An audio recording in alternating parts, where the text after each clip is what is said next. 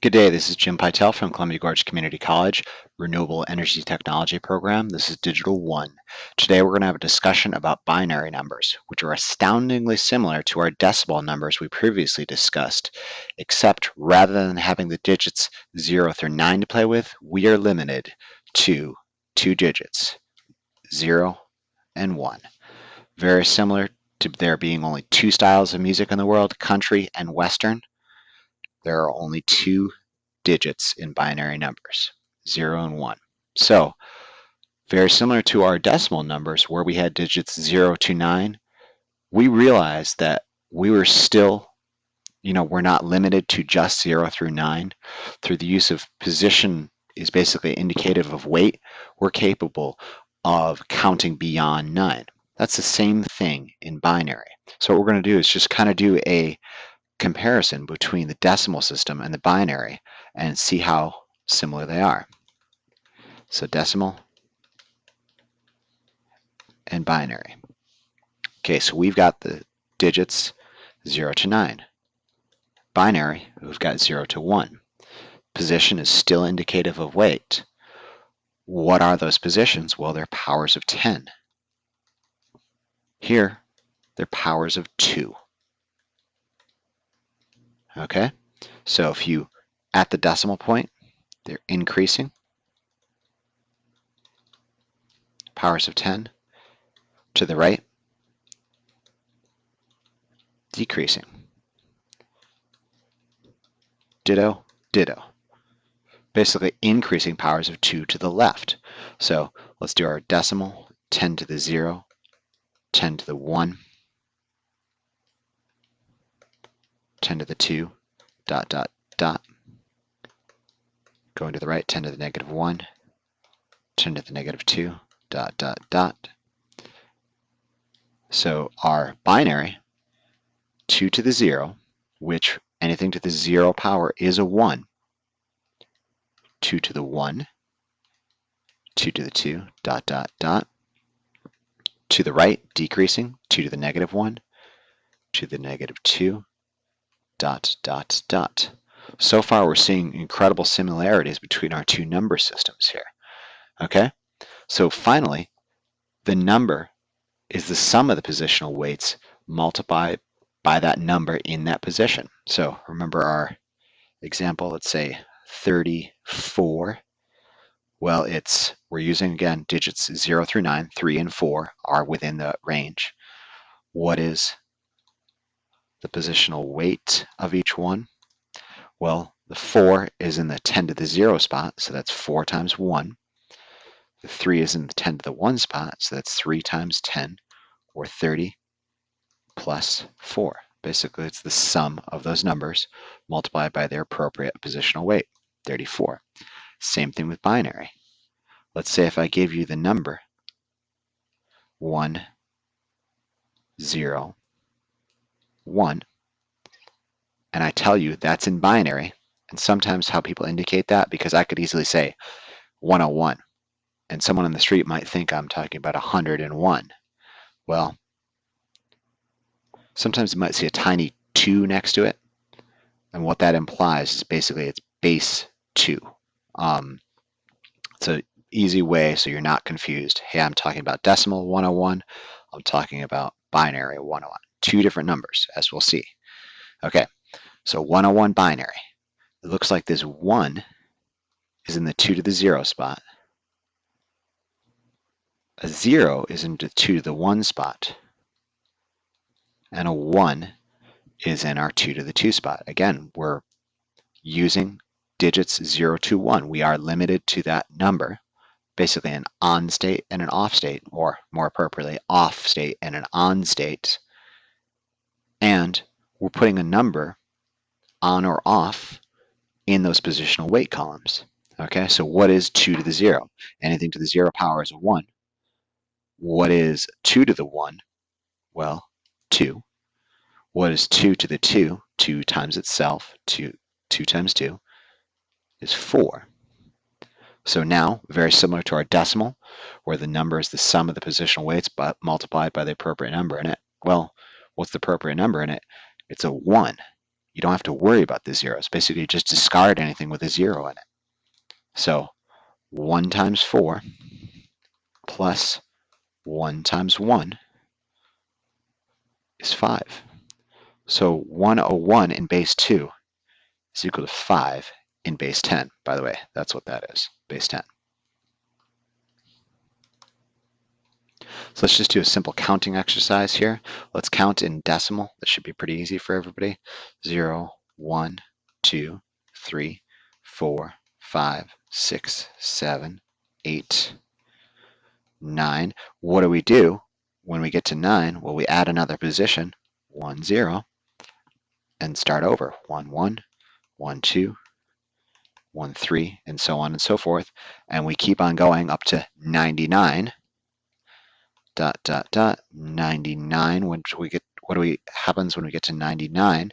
Well, we have to add another position and start it all over again. Okay, so very similar to our binary system. 0 is a 0. Count up. 1. We've reached the maximum number our current range of digits 0 to 1 are, so we have to add another position. 1, 0. And this makes sense using this technique. So what is, so our 2 to the 2, 2 to the 1, 2 to the 0. What is the number 1, 0, base 2, when it's multiplied by the appropriate positional weight? Again, so it's 1 times 2 to the 1, so 1 times 2, 2. Makes sense. So 3, we're counting up again. Over here, we're adding a 1 in that position right there. So plus 1, plus 1, plus 1, 3. So we've maxed out at 1, 1. We have no more digits available, so we add another position, 1, 0, 0. And again, we were using the same technique that we did with decimal numbers. And now, what is in the 2 to the 2 spot? Appropriately enough, for the number 4, it's a 1, because 2 to the 2 is equal to a 4. So when we count up to 5, we have to add 1. 1 plus 1 equal to 5. So 1, 0, 1. So you get the picture here. What's happening is 1, 1, 0. Step up, 1, 1, 1. Okay, I've reached the maximum number of counting, the maximum of that particular range. So I've got to add another position, 1, 0, 0. 9's an odd number, so it looks like I'm going to have to add a 1. And if you're doing it correctly, you should start noticing a pattern here. Notice how this particular column, which I'm going to call the LSB, the least significant bit, LSB, least significant bit, because that's what these things are.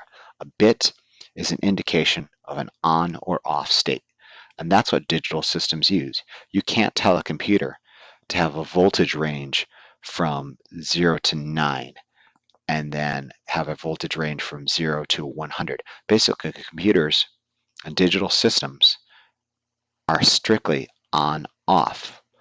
And it's neat because we can use the binary system to store decimal data in a number of on and off states, and that's exactly what a computer system does. So, going back to our pattern, what's going on here? It's every other one, 0, 1, 0, 1, 0, 1, 0, 1, on and on and on. And I could just as easily put the number 0, 0 right here. And look what's happening. It's 0, 0, 1, 1, 0, 0, 1, 1, 0, 0. So it's basically 2 zeros. The numbers repeat themselves twice. Now what happens in this column? Well, here's a group of 4 1s. Stands to conjecture that I could easily put in 4 zeros. So 4 zeros, 4 ones, followed by 4 zeros, if I'm doing everything correctly. Okay, so I'm going to rewrite this, make this a little neater. So here's a simple table where this is our LSB right here and our 0. And again, if we just want to fill out our pattern, every other one, 0, 1, all the way through. And then if I did every other, every other 2, 0, 0, 1, 1, 0, 0, 1, 1.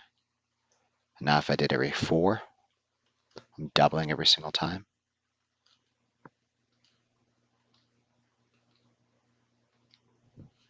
And now what would happen in this column? Well, it's every 1, every 2, every 4, every 8.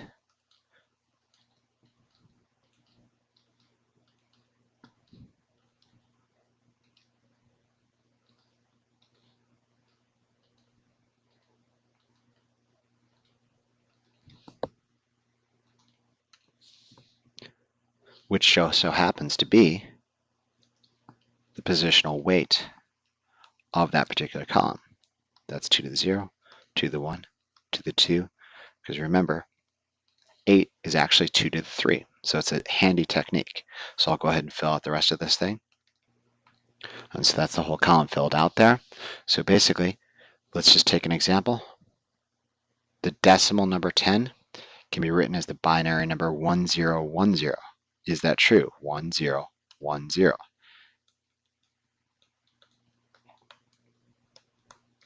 It certainly is, because 8 plus 2 is equal to 10.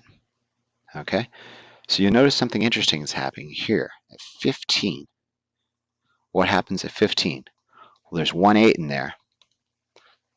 There's 1 4 in there, because that's 2 to the 2.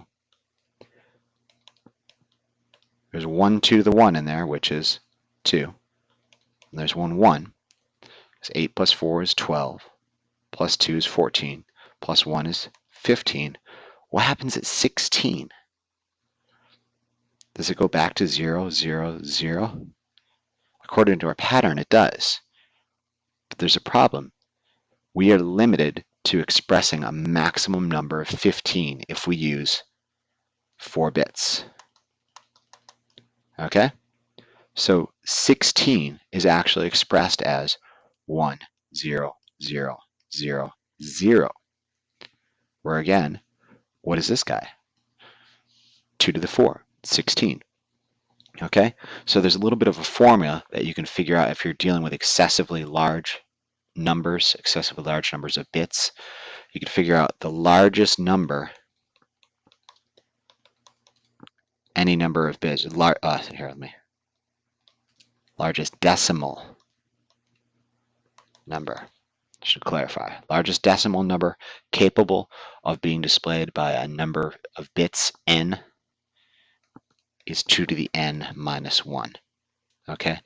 So if I have 4 bits, it's 2 to the 4 minus 1. The largest number I can display is 15. Okay? Which is in contrast to number of positions. Because remember, we're including 0, which disappeared in there. So even though our largest number is 15, the number of positions, 2 to the 4, is 16, because we're including 0, 1, 2, 3, all the way up to 15. Okay, so 2 different animals, animal 1, animal 2. Largest decimal number, 2 to the n minus 1. Number of positions, 2 to the n. So what is the largest decimal number you can display using 8 bits, which, by the way, 8 bits in computer slang is a byte. So you get to learn your first slang term. Nerd slang. Okay. 2 to the 8 minus 1. That's 256 minus 1. So the maximum decimal number I could display is 255. What's the number of positions, though? 256. different positions. Okay? So, might as well get used to it now. I would recommend you just get familiar with powers of 2 because you're going to be using them over and over and over again. And I'm not asking you to memorize an unreasonable amount of them, but be aware that 1, if you double it, is 2. And if you double 2, you get a 4. And if you double 4, 8, double 8, 16, double 16, 32, double 32, 64, double 64, 128, double 128, I bet you're going to get 256, and so on and so forth. Okay? 512, 1024. Ask me to keep on going. But I'm not going to, because these are the numbers that you're going to commonly see. What does that represent? 2 to the 0, 2 to the 1, and so on. So here's a 4 bits group. Here's another 4 bits right there. And again, that is 1 byte of information. Okay. So let's just try a couple examples here. I'm going to give you, let's see, 1, 1, 0, 1, 1, 1, 0, 1, base 2. Okay, so what is this in decimal equivalent? Well, there's a 1 in there. There's no 2's, but there is a 4, there is an 8, there's a 16, there's no 32's, there's 164, and there's 128. So 128 plus 64 plus 16 plus 8 plus 4 plus 1. I honestly don't know what this number is. I'm going to have to go ahead and add those up. Should be giving you a value of 221, the decimal equivalent of 1101, 1101. So let's try a couple more examples.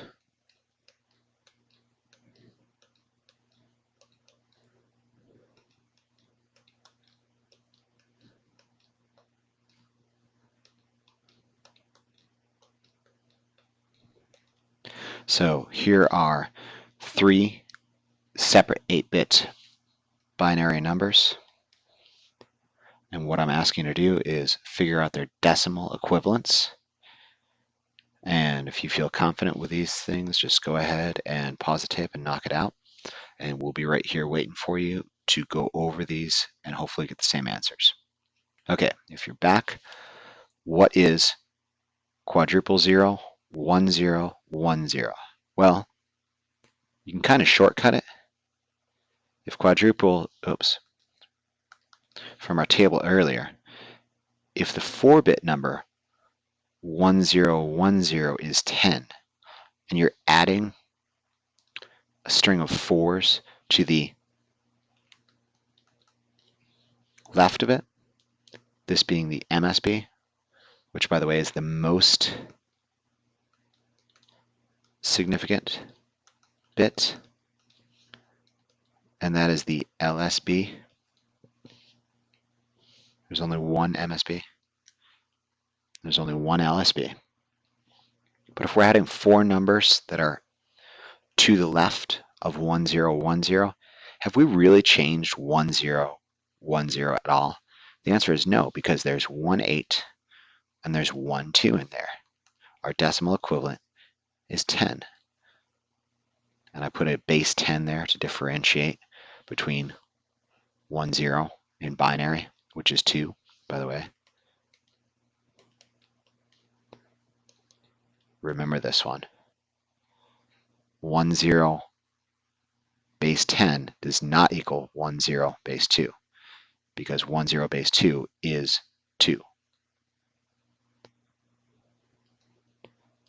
Okay? So, in contrast to this next one, there are no 8s, there are no 4s, there are no 2s, and there are no 1s. There's no 16s. but there is a 32, and there's 128, or 2 to the 7th, and this is 2 to the 5th. That one was 2 to the 7th. So 128 plus 32, 160, right? Okay, next guy. 10, 10, 000, 1. How have I changed our earlier number to this number? The only thing that's different, because there's 128, there's 132, there's no 16s, there's no 8s, there's no 4s, there's no 2s, but there is a 1. So 128 plus 32 plus 1 is 161. Okay, so what I've illustrated between these two guys here is, if you see a bit in that LSB, the rightmost position in a binary number, guaranteed your number is odd. Okay, and that makes sense. The other thing I illustrated too is quadruple 0 followed by 1010 is a totally different number than 1010 followed by quadruple 0. So it sincerely pays dividends to keep yourself organized. And I cannot stress this enough for Digital Lab. This is an 8-bit system. Could you imagine working with a 16-bit system? Could you imagine working with a 64-bit system? Things get crazy quick. Stay organized. And how you stay organized, what is my LSB? What is my MSB? And you've got to remember that in class and in lab and on the tests. Because, like I said, quadruple 0, 1010, totally different number than 1010, quadruple 0. So I'm going to go ahead and illustrate how this could happen using an application. Okay, so let's say we've got our device and it's manufacturing rubber ducks. And as the rubber duck falls off the conveyor belt, it passes through a little photoelectric eye as it goes into a box. Okay, and that photoelectric eye sends a pulse to what's called a counter, a device called a counter. And every time the counter receives a pulse, it counts up. Makes sense, okay? So how does the counter send its information out? Let's say counter modulus 16. You don't have to worry about this right now. This is more for digital 2. But basically, it's just going to count. That's all it's going to do. So if there's no pulses coming through, what's going to read on these lines? 0, 0, 0, 0. Now all of a sudden a duck falls off our conveyor belt. It pulses. Our counter increments up. What does it increment to? 0001. Or is the answer 1000? So find where the LSB is. Well, that must be the LSB. This must be the MSB. And it is absolutely critical that you route those numbers correctly to the other end of the system, because the other end of the system is what's called a decoder. It's recognizing the presence of an input and applying appropriate output, and that appropriate output might be going to something called a 7-segment display. This is what you see every single morning when you wake up at 6 a.m. and doing your Digital 1 homework prior to coming to class. It's a display. It's going to show you what that number is. If you routed this thing correctly, where the LSB from the counter is coming to the appropriate LSB of the decoder, you should see this thing light up to be 1. Okay? If you've routed it inappropriately, let's say you've accidentally swapped these things,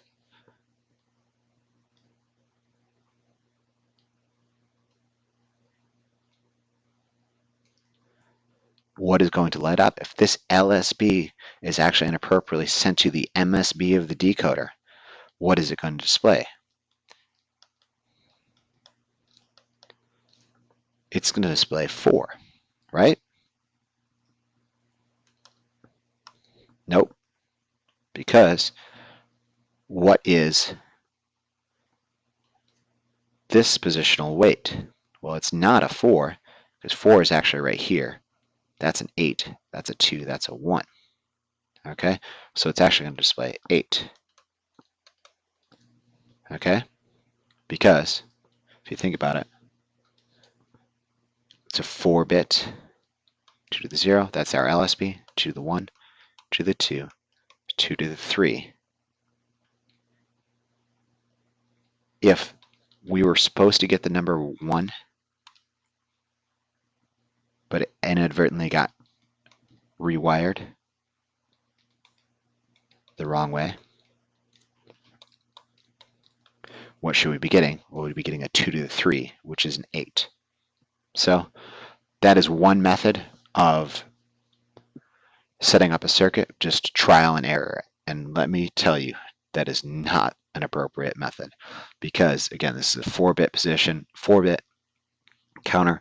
Imagine dealing with 8, 16, 32. Things would get crazy quick, and the number of wrong combinations certainly exceeds the number of right combinations, which is 1. There's only one right way to hook these things up, and how you do it is just look it up. Look it up in the book. Go to a TTL manual or a CMOS manual for that particular chip that you're using, whatever the chip may be, and just figure out, okay, what is the pin number for the LSB?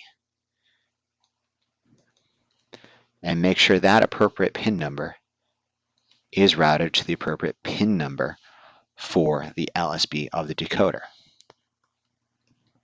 Okay? So, again, we're illustrating our example here. So the counter is currently at 1 because one rubber duck fell through.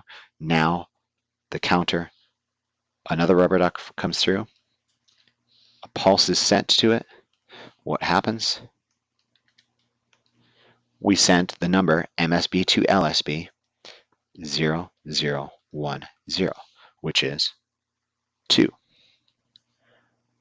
Another rubber duck comes through. We send the number 0, 0, 1, 1, which is 3. And so on and so forth.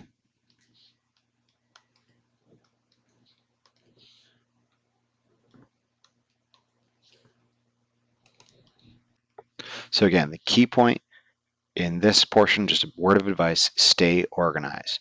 Use the TTL manual, use the CMOS manual, use whatever manual came with a particular chip you're working with.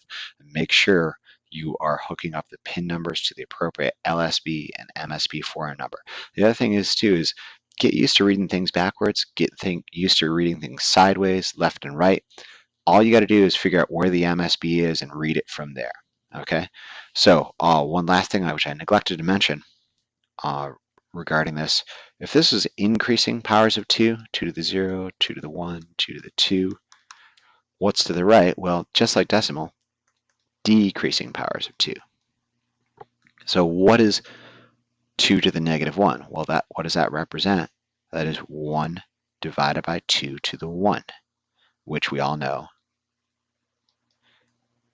is a half, which we all know could be represented as 0.5. 2 to the negative 2 could be represented as 1 divided by 2 to the 2, which is a quarter, which could be represented as 0.25. 2 to the negative 3, 1/8, 0.125, and so on and so forth. What these represent is basically decreasing fractional weights. So very similar to the inches system, 1.5 inches, 1.25 inches, it's smaller, 1/8 inch, basically. So if I had 1 decimal place 1 base 2 versus 101 base 2, 1 decimal place 01 base 2. And this number, what this represents 1.5 in decimal numbers. This represents 1.25, 1.125. And I can also use this in combination. Basically what I want to represent, let's say, so this is 1 1/8. That's 1 1/2. What if I want to represent the number 1 5/8? So it's a fractional number, 1 5/8.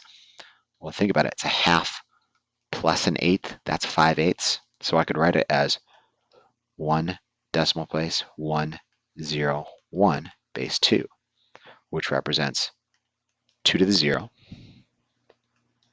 2 to the negative 1, and 2 to the negative 3.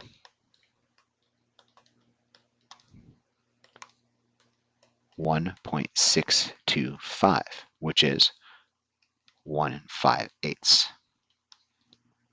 Okay? So, in summary, decimal and binary have a lot of similarities. Decimals, 0 to 9. Binary, 0 to 1. Decimal, we use powers of 10. Binary, powers of 2. To the left of the decimal place, they're both increasing powers. To the right of them, they're both decreasing powers. Okay? So the number is the positional weight multiplied by the appropriate number in the positional weight. The sum of them. Our largest decimal number can be represented by 2 to the n positions minus 1, in contrast to the number of positions, which is 2 to the n. Okay? So you should be extremely familiar with taking a binary number and placing it in decimal. And we're going to go in the reverse direction in the next lecture, basically taking a decimal number and putting it in binary.